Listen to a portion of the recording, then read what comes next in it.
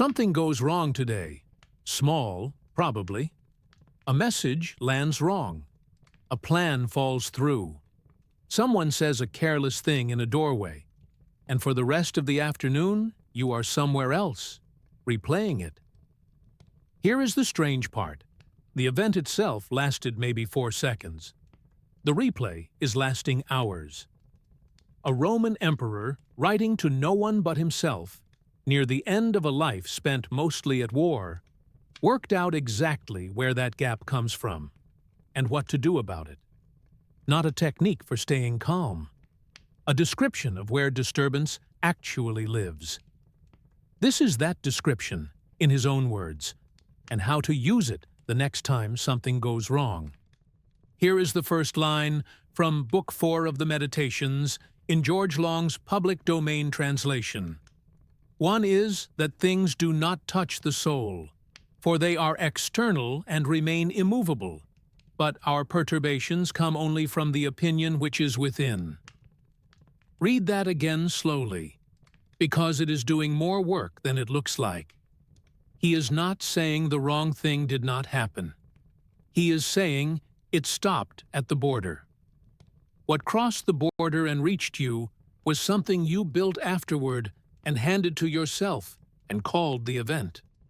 Marcus wrote this while commanding an army on the northern frontier in the last hard decade of his reign, plague behind him, war in front of him, and, by every account, a body that was failing years before it finally gave out.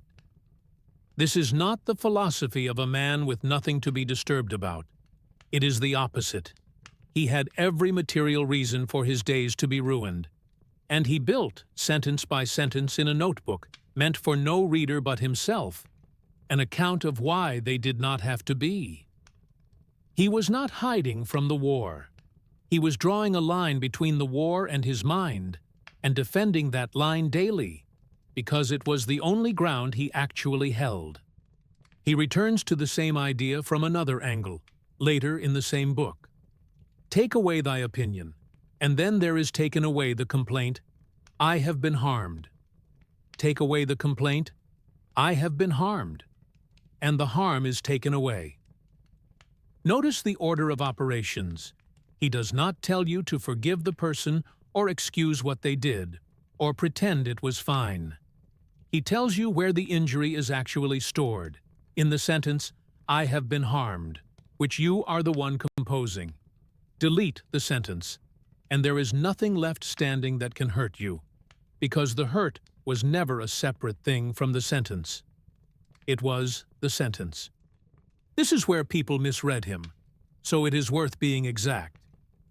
He is not saying nothing bad ever happens, or that pain is an illusion, or that you should talk yourself out of grief at a real loss.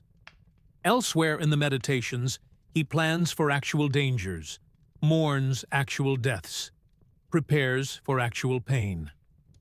What he is isolating is narrower and more useful than nothing matters.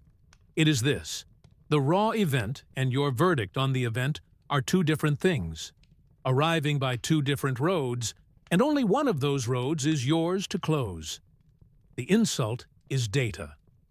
I have been insulted, and this is a catastrophe is commentary, and commentary has an author, and the author is you.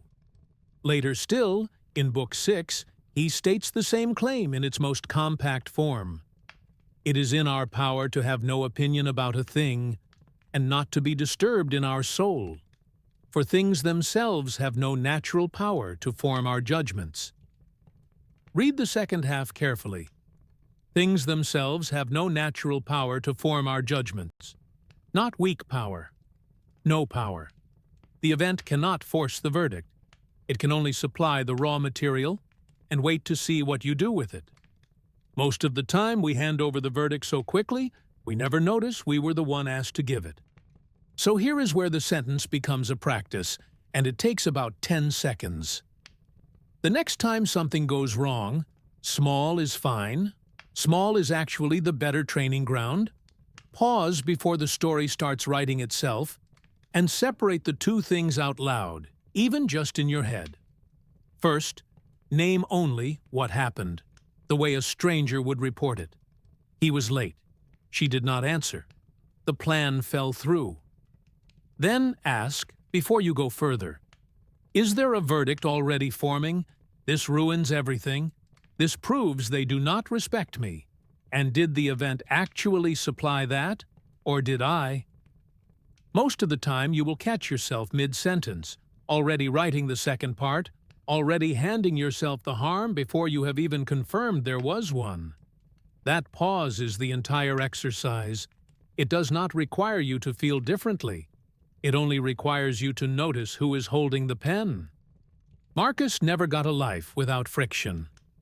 The war did not end early for him. The plague did not spare his household. The notebook itself was written, most likely, by candlelight in a tent, by a man who had every reason to be disturbed and chose, sentence after sentence, to check where the disturbance was actually coming from. He left one more line worth carrying out of this, from Book 7, 3 short instructions, almost a private drill. Wipe out the imagination. Stop the pulling of the strings. Confine thyself to the present. Not the future you are dreading. Not the past you are replaying. The present, which is the only place the pen is actually in your hand. I'm glad you sat with this one. If it was worth your quiet, stay a while. There is one idea here every day.